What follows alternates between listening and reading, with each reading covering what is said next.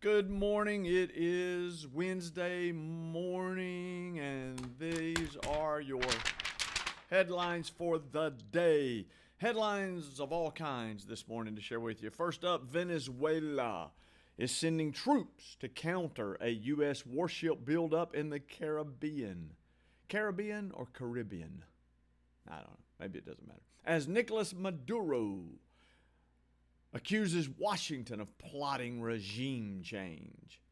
And along those same lines, the United Kingdom suspends certain intelligence sharing with the U.S. amid concerns over legality of U.S. military strikes on suspected drug trafficking vessels in the Caribbean.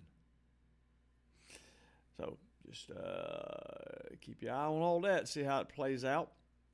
Well, just when you thought it was safe to go back into the water, or just when you thought the government was going to figure everything out and reopen, the House is set, the Senate finally passed something to reopen the government.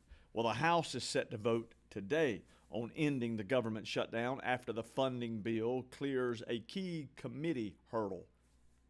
But House Minority Leader Hakeem Jeffries and Democrats plan to introduce an amendment extending Obamacare subsidies for 3 years to legislation ending the government shutdown. And if they do that, that's liable to put everything on hold again, I would think. It doesn't say that, and I'm not a political expert analyst. I would think that might just cause trouble again. Did you hear about this? Now, I told you, didn't I? I think I reported yesterday that the Trump administration is talking about 50-year mortgages.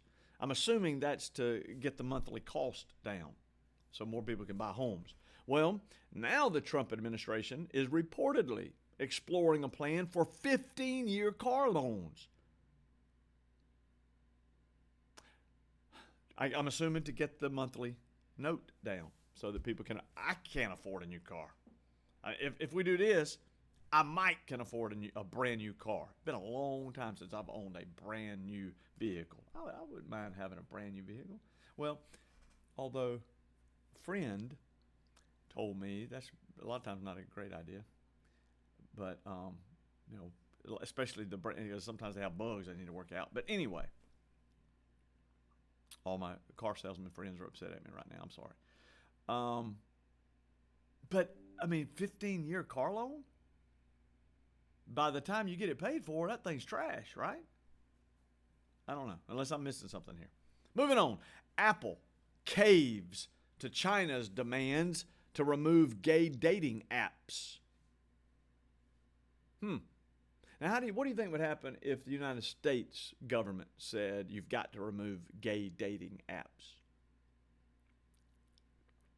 You think Apple would go along with that? But China said it, and Apple said, okay. A new report shows children as young as 6 are being exposed to porn through social media. I have no doubt that that's true.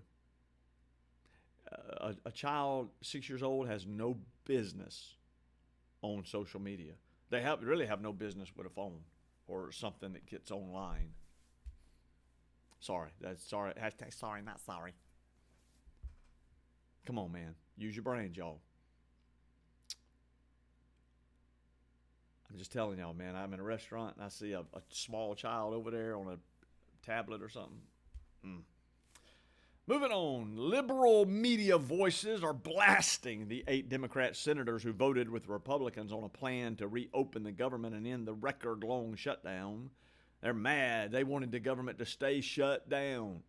They would rather, there are people who would rather, and this is true now on both sides. There are people who would rather see the country fail. There are Democrats who would like to see the country fail when a Republican's in power. There are Republicans who would like to see the country fail when there are Democrats in power. They don't care about the country. All they care about is their side. This is people like Whoopi Goldberg, Sonny Houston, spelled Hostin, Don Lemon. These are the people fussing, crying. Investigators are looking for a suspect who faked an injury using a cane and neck brace. You got his man on it. You look up the video. He goes into a Louisiana bank. He's got him a neck brace. He's got a cane. He's He goes up to the teller, and I don't know if he had a gun or what, but he got the cash, robbed the bank, dropped the cane.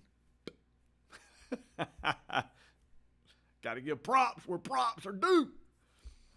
Jewish students in New York City are scared about what Mayor-elect Zohran Mamdani's victory means for their lives, saying that the socialist win is a huge blow to the New York City Jewish community. And along those same lines, did you hear about this?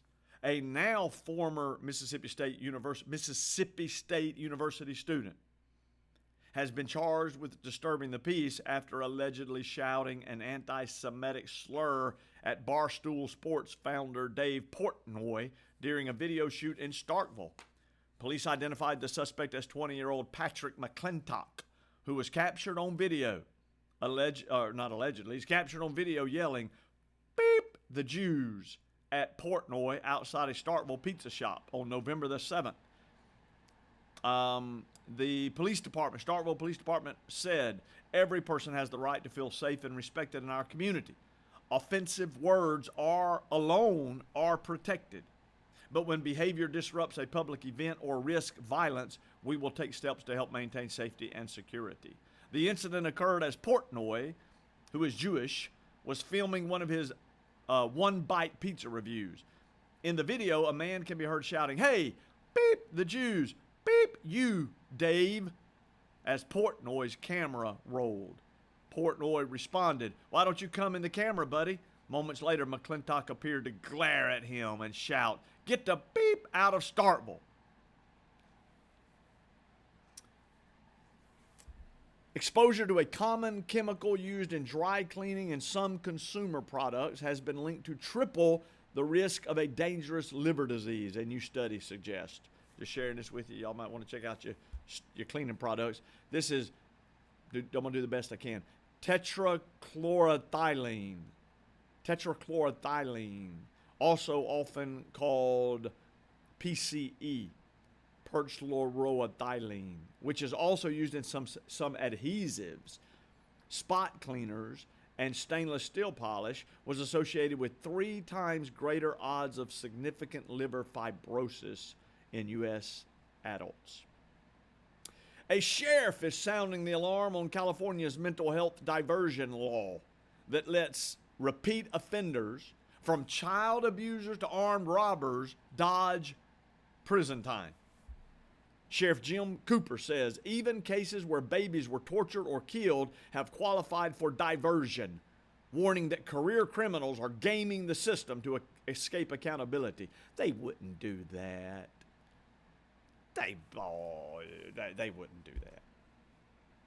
A top parents' rights organization is sending a lookout warning to parents, urging vigilance against 2 of the top teachers' unions in the United States, making the case that they are prioritizing radical agendas at the expense of educational outcomes.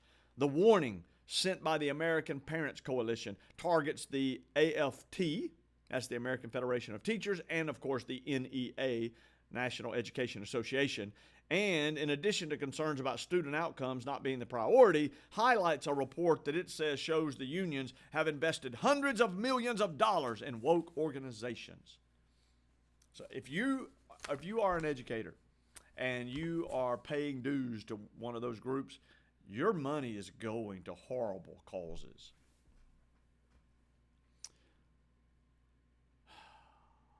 Nicki Minaj. Guys, this is part of my problem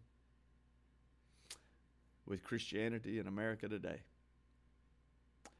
3 weeks ago, Nicki Minaj, no conservative ever said one good thing about Nicki Minaj. But all that's changed. Because a few days ago, she posted something that was positive towards Donald Trump. And that's all you got to do nowadays. And she said something about God. She used the word God, and something positive about Donald Trump. So Nicki Minaj is now everybody's favorite. She marked Veterans Day with a short message that drew big engagement on social media. Her post on X, I guess, was, "Dear veterans, thank you. Happy Veterans Day." Okay, that's good. That's nice. How many other thousands of people did that? But Nicki Minaj is gonna make news because it says here's the news article. The brief and heartfelt line was quickly shared by fans and military supporters who applauded her gesture. And I didn't get this in there, but something in the news article talked about her faith and patriotism. Faith and patriotism. That's my problem. That's what's wrong with in America today. Somebody uses the word God, faith, revival, yes. Nicki Minaj is talking about God, yes. Use the word Jesus and woo, boy.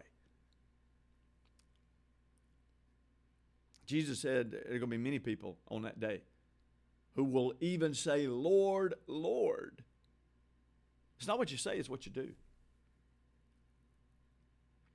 They will say, Lord, Lord. And Jesus said, I'll tell them, I never knew you. Depart from me, you who practice lawlessness. They never stop practicing lawlessness. That's the problem. But Nicki Minaj, she can sing whatever she wants to sing, do whatever she wants to do, as long as she says uses God and talks positively about Trump and veterans. Because as long as you're a patriot in America, that's all that matters. You're going to heaven. I got news for you. That's not true. The IOC, International Olympic Committee, prepares, I showed you this yesterday, but I told you that I reported on this yesterday. But I want to read this headline to you. Prepares to ban transgender women from female Olympic events following scientific review showing permanent male physical advantages in sports competition. Oh, okay. So they weren't sure about this until they examined the scientific evidence. A year ago, people saying males have advantages over females in physical sports. That you don't know that's ridiculous. But, oh, well, wait a minute. I didn't need a scientific review to tell me that. Finally, a 26-year-old woman was arrested after repeatedly crashing her SUV into an Ulta beauty store during a late-night chase. There's video on this one. Man, see, I got to have a studio, man, so I can show you video.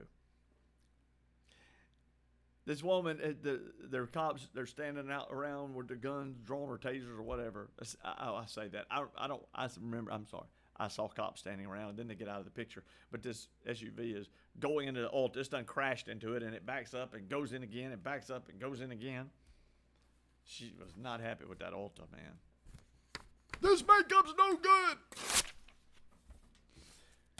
All right, God bless y'all. Have a good day. There goes my phone. Getting started. Hope to see you at church tonight. Love to see you at church tonight. Come on, man. Join us. Worship with us.